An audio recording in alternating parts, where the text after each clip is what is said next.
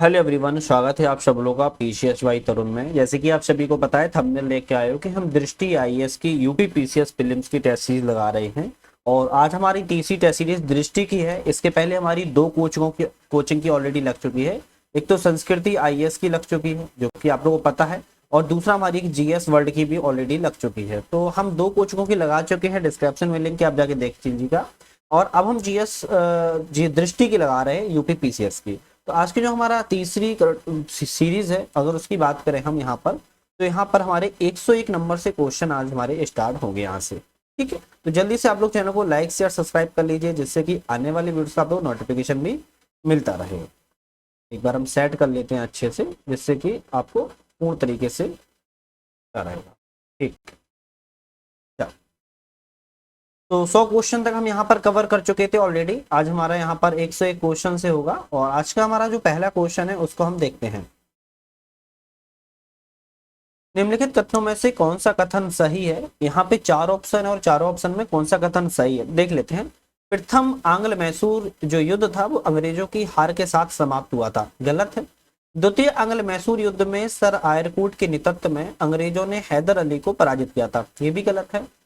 तृतीय आंग्ल मैसूर युद्ध में लॉर्ड मिंटो के नेतृत्व में अंग्रेजों ने टीपू सुल्तान को पराजित किया था, ये सही है। चतुर्थ आंग्ल मैसूर युद्ध में आर्थर वेलेस्ली ने के नेतृत्व में अंग्रेजों ने श्रीरंगपट्टनम में टीपू सुल्तान को पराजित किया था, ये भी गलत है।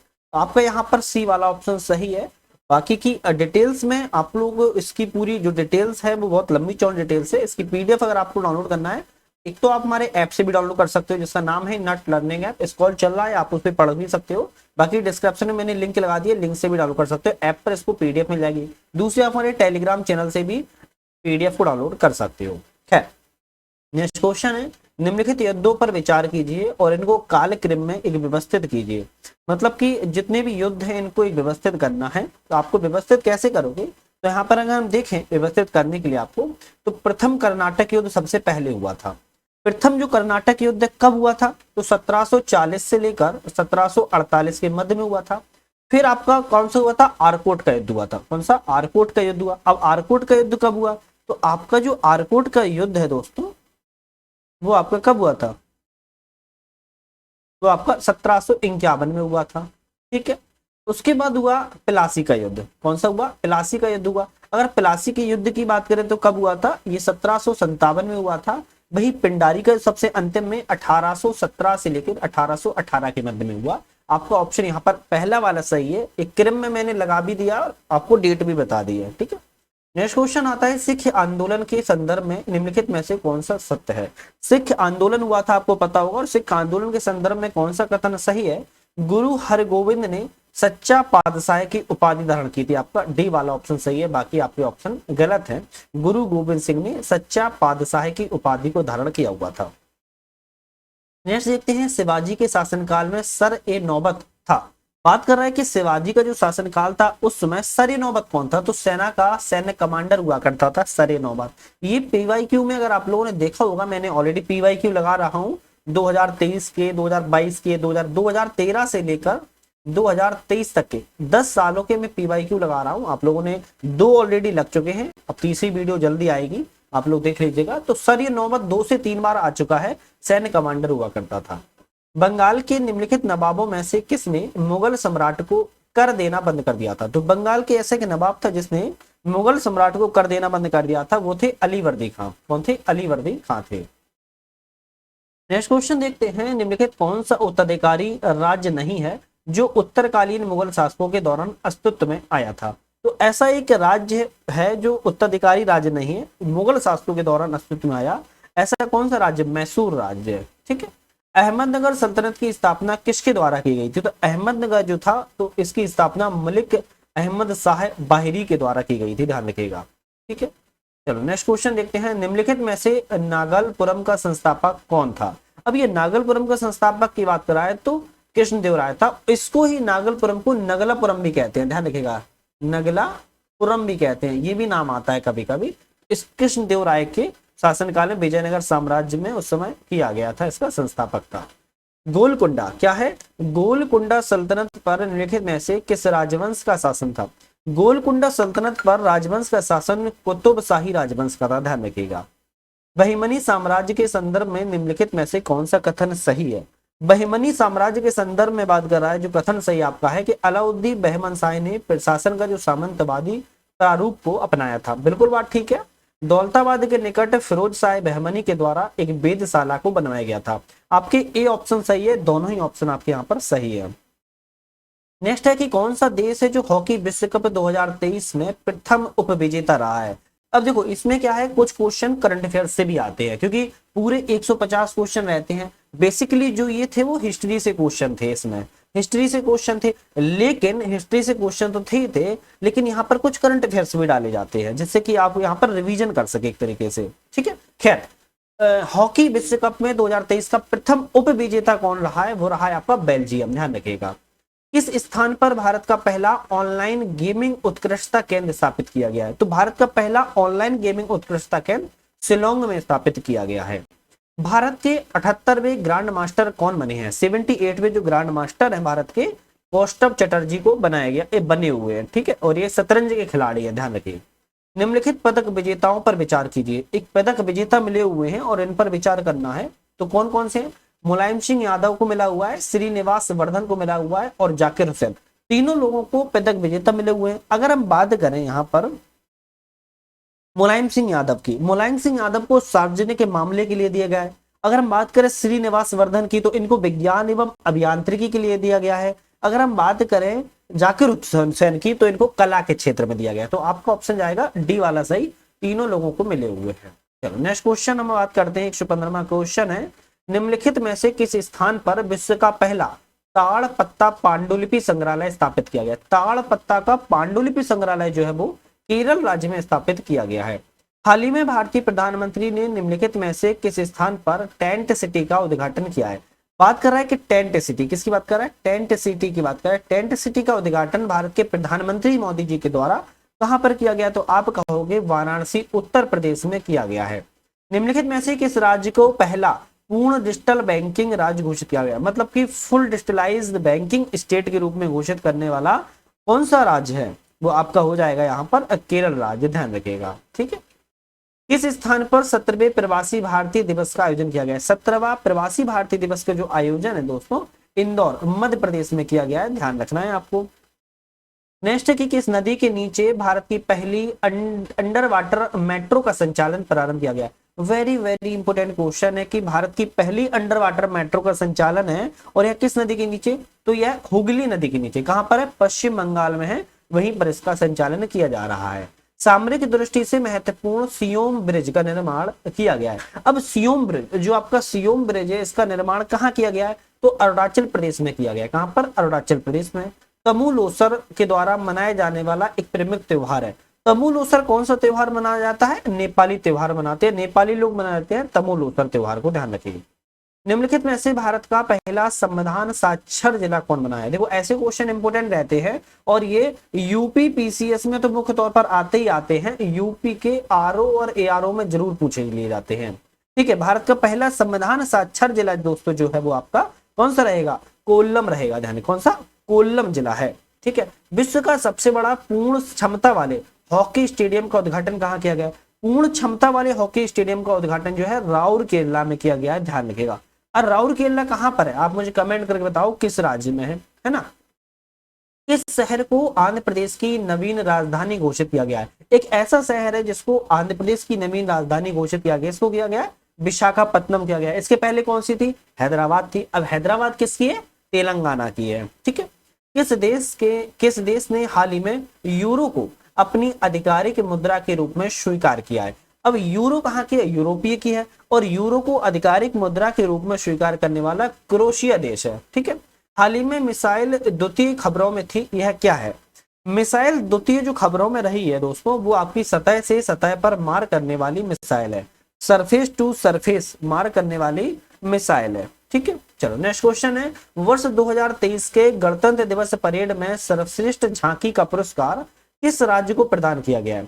अब गणतंत्र दिवस की परेड हुई थी 2023 में, और सर्वश्रेष्ठ झांकी का पुरस्कार दिया गया था, लेकिन किस राज्य को दिया गया था? तो आप कह दोगे उत्तराखंड राज्य को दिया गया था, ठीक है। किसको? उत्तराखंड को। किसने नाटू नाटू गीत का गीतकार है जिसे गोल्डन ग्लोब पुरस्कार से सम्मानित किया गया है? ये क्वेश्चन नाटू नाटू गीत पीवाईक्यू आप देखोगे 2023 में भी ऑलरेडी आ चुका है, लेकिन क्वेश्चन अलग तरीके का है। अब यहाँ क्वेश्चन उन्होंने अलग डाला है। नाटू नाटू गीत का जो गीतकार है जिसे गोल्डन ग्लोब पुरस्कार से सम्मानित किया गया है, वो व्यक्ति आपके हैं चंद्र बोस। ठीक है। एक दिवसीय क्रिकेट इतिहास में निम्नलिखित में से कौन सा दोहरा शतक बनाने वाले सबसे कम उम्र के क्रिकेटर बने हैं? तो कौन है? शुभमन गिल बने हुए हैं। एक दिवसीय, एक दिनों में क्रिकेट इतिहास में रचा इन्होंने दोहरा शतक। किस भारतीय संगीतकार ने अपना तीसरा ग्रैमी पुरस्कार जीता हुआ है? ग्रैमी पुरस्कार भारतीय संगीतकार ने जीता है। कौन व्यक्ति हैं? रिकी केज हैं। कौन सा शहर काला घोड़ा कला महोत्सव संबंधित है? काला घोड़ा, ब्लैक या कह सकते हो काला घोड़ा जो आर्ट फेस्टिवल है वह किस शहर से संबंधित है? मुंबई शहर से संबंधित है, महाराष्ट्र में स्थित है। ठीक है। 132वां क्वेश्चन की बात कर रहे हैं। जल्दी से आप लोग चैनल को लाइक शेयर सब्सक्राइब कर लीजिए, मुझे मोटिवेशन देने के लिए अच्छा लगता है। साथ में शेयर जरूर करिएगा और हमारा ऐप को आप लोग डाउनलोड करके मल्टीपल्स एग्जाम्स की टेस्ट सीरीज डाउनलोड कर सकते हो। ऐप का नाम है नट लर्निंग ऐप, डिस्क्रिप्शन में लिंक है, डाउनलोड कर सकते हो, ध्यान रखिएगा। किसने national geographic pictures of the year जीता है? National geographic picture of the year इस साल का किसने जीता है? तो आप बताओगे कार्तिक सुब्रमण्यन ने जीता हुआ है। अंतरराष्ट्रीय बौद्धिक संपदा आईपी सूचकांक 2023 में भारत का स्थान कौन सा था? 2023 में अंतरराष्ट्रीय बौद्धिक संपदा में भारत का जो स्थान था वो 42वां स्थान था। किसने विश्व बैंक समूह के अध्यक्ष के रूप को नियुक्त किया गया? तो विश्व बैंक के अध्यक्ष के रूप में अजय बंगा को नियुक्त किया गया था। क्वेश्चन पुराना है बट आ सकता है, ध्यान रखिएगा। निम्नलिखित में से व्यक्तित्व अपने क्षेत्र से संबंधित नहीं है, मतलब कि एक साइड व्यक्ति हैं और एक साइड संबंधित क्षेत्र है, लेकिन क्वेश्चन पूछ रहा है कि कौन से ऐसे व्यक्ति हैं जिस क्षेत्र से संबंधित नहीं है? 3 संबंधित है। खैर देखते हैं। अगर हम देखें कनिक मेले मोहिनीअट्टम से संबंधित है, जैस्विन एल्ड्रिन लॉन्ग जंपर से संबंधित है, ऐश्वर्य प्रताप सिंह तोमर भारतीय खेल निशानेबाजी संबंधित है, रचित रविंद्र अगर बात करें शतरंज संबंधित नहीं है, ये क्रिकेट से संबंधित है। कौन से? क्रिकेट से ये संबंधित है, ध्यान रखिएगा। तो आपका डी ऑप्शन गलत था, वो भी सही हो गया है। विग्नेश एनआर खिलाड़ी हैं। अब ये विग्नेश एनआर खिलाड़ी क्या कौन से हैं? तो ये शतरंज के खिलाड़ी हैं, ध्यान रखिए। किसके? शतरंज के खिलाड़ी हैं। किसने विक्ट्री सिटी उपन्यास लिखा है? विक्ट्री सिटी उपन्यास बात कर रहा है, किसने लिखा है? तो आप बताओगे जो विक्ट्री सिटी जो उपन्यास है वो आपका सलमान रुश्दी के द्वारा लिखा गया है। ठीक है। याया तसो झील हाल ही में चर्चा में रही है, यह स्थित है। याया तसो, देखो ये ऐसी झीलें होती हैं जो इंपोर्टेंट रहती हैं और इनके नाम भी बड़ा मुश्किल रहते हैं। तो याया तसो जो झील है वो आपकी लद्दाख में है और ये बहुत ज्यादा चर्चा में रही थी। 4820 मीटर की ऊंचाई पर यह स्थित है, ध्यान रखिएगा। ठीक है। चलो नेक्स्ट क्वेश्चन देखते हैं। यहाँ पर हम इनमें से किस फिल्म ने वर्ष 2023 में बाफ्टा पुरस्कार 2023 पर जीता है? बाफ्टा पुरस्कार की बात कर रहा है, किसने जीता है? तो all quite on the western front के द्वारा जीता गया है। नीति आयोग के नए सीईओ कौन है? सीईओ नीति आयोग की बात कर रहा है, कौन बने हुए हैं? तो आप कह दोगे बीवीआर सुब्रमण्यम को बनाया गया है, ध्यान रखिए। नेक्स्ट क्वेश्चन है, किसके द्वारा 2023 में रणजी ट्रॉफी जीती गई है? रणजी ट्रॉफी 2023 में सौराष्ट्र के द्वारा जीती गई है। ठीक है। कौन सा राष्ट्रीय विज्ञान दिवस 2023 का विषय है? राष्ट्रीय विज्ञान दिवस 2023 का विषय की बात करें तो वैश्विक कल्याण के लिए वैश्विक विज्ञान इसका विषय रहा था और ये इंपोर्टेंट है। निम्नलिखित में से सामाजिक विकास आयोग के 62वें सत्र की अध्यक्षता किसके द्वारा की गई है?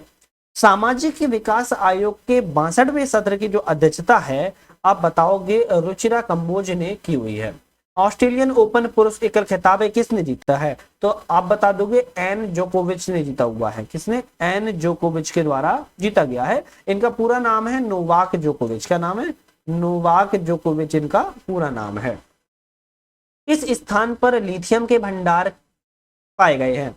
अब ये इंपोर्टेंट क्वेश्चन है। लिथियम के भंडार रिहासी इलाके में पाए गए हैं। अब ये रिहासी इलाका कहाँ है? तो ये जम्मू कश्मीर क्षेत्र में संबंधित एक मतलब स्थान है। जम्मू कश्मीर में एक रिहासी इलाका स्थान है, वहां पर लिथियम के भंडार बहुत बड़ी मात्रा में देखे गए हैं। कौन सा राष्ट्रपति भवन के मुगल गार्डन का नया नाम होगा? राष्ट्रपति भवन का मुगल गार्डन जो था आपको पता होगा, इसका नया नाम हो गया है अमृत उद्यान। क्या हो गया? अमृत उद्यान इसका नाम हो चुका है, इंपोर्टेंट है। भारी भूकंप के दौरान तुर्की और सीरिया की सहायता के लिए भारतीय सेना के द्वारा कौन सा अभियान शुरू किया गया है? तुर्की और सीरिया में भारी भूकंप आया था और इस भूकंप के दौरान बहुत सारी गंभीर आपदाएं वहां पर देखी गई हैं। भारतीय सेना के द्वारा एक अभियान की शुरुआत की गई थी ऑपरेशन दोस्त नाम से। किस नाम से? ऑपरेशन दोस्त के नाम से। इसके द्वारा प्रोवर्टी ऑफ पॉलिटिकल इकोनॉमी उपन्यास लिखा है। तो प्रोवर्टी ऑफ पॉलिटिकल इकोनॉमिक कह सकते हो उपन्यास है। आपका इसमें सही ऑप्शन होगा मेघनाथ देसाई जी के द्वारा लिखा गया है। इंपोर्टेंट है, ऐसी पुस्तकों इंपोर्टेंट रहती हैं, आती हैं। सेकेंड लास्ट है तर्कस अभ्यास किसके बीच आयोजित किया गया है? तर्कस अभ्यास जो है राष्ट्रीय सुरक्षा गारद जिसको एनएसजी कहते हैं और अमेरिकी विशेष अभियान बल के बीच में किया गया था। आज का हमारा अंतिम क्वेश्चन, विश्व आर्द्रभूमि दिवस वर्ल्ड वेटलैंड डे 2023 का विषय कौन सा था? तो आप बताओगे जो विषय था वेटलैंड रिस्टोरेशन था। क्या था? वेटलैंड रिस्टोरेशन था और इस वर्ष की थीम भी यही थी। ठीक है, और इसकी अगर आपको पीडीएफ डाउनलोड करना है, मैं ऑलरेडी बता चुका हूं कि आपको इसको पीडीएफ डाउनलोड कर लोगे, एक देख सकते हो क्वेश्चन मिलेंगे और यहाँ पे फुल डिटेल्स के साथ दृष्टि ने दिया हुआ है पूरा हर क्वेश्चन की व्याख्या के साथ। तो इसकी अगर आप पीडीएफ वगैरह सबको डाउनलोड करना है, टेलीग्राम से भी कर सकते हो, ऐप से भी कर सकते हो। ऐप का नाम है नट लर्निंग ऐप। वैसे तो डिस्क्रिप्शन में लिंक है, आप लिंक से डाउनलोड कर सक लेना या फिर आप हमारे वेबसाइट पे भी जा सकते हो upscnet.com। ठीक है, या फिर टेलीग्राम चैनल से। तो आज ही समाप्त करते हैं, नेक्स्ट एक पुनः वीडियो के साथ फिर से मुलाकात करेंगे। वीडियो पे रहने के लिए धन्यवाद।